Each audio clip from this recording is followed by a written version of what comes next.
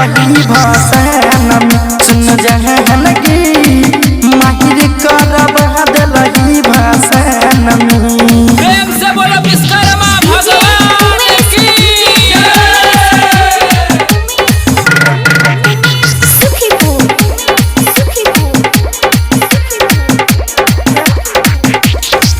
गेलही भसाबे विश्वकर्मा जी के मूर्ति छौरा के देखाबै छै तू अपन खूब सूरती।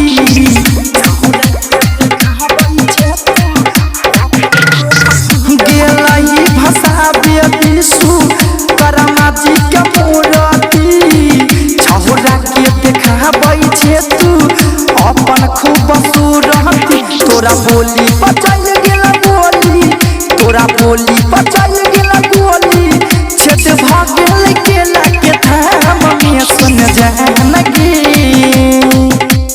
जहानगी माहिर करवा दिलही भाषण में सुन जहानगी माहिर करवा दिलही भाषण में। प्रेम से बोलो विश्वकर्मा भगवान की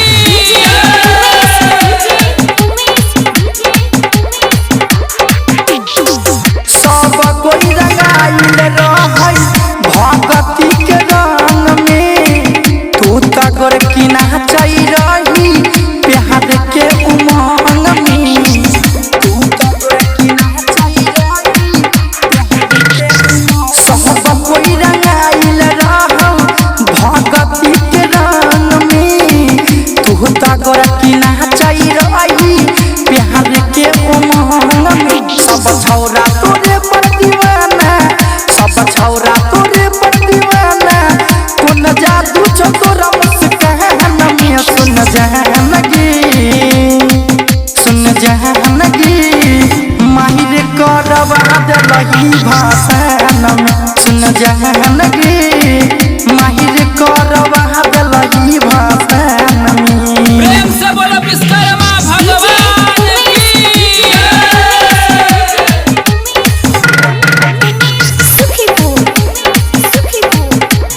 रिकॉर्डिंग स्टूडियो दरभंगा। बाबा विश्वकर्मा के पूजले चरण गे पाप सब कहित जेतौ कहले दरसहन गे।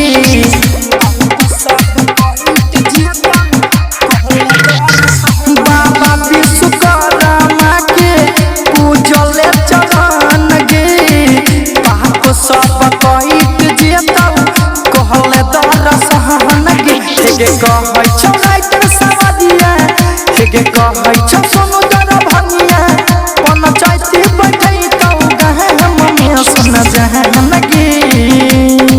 सुन जहानगी माहिर करवा दिलही भाषण में सुन जहानगी माहिर करवा दिलही भाषण में। Recording studio Darbhanga.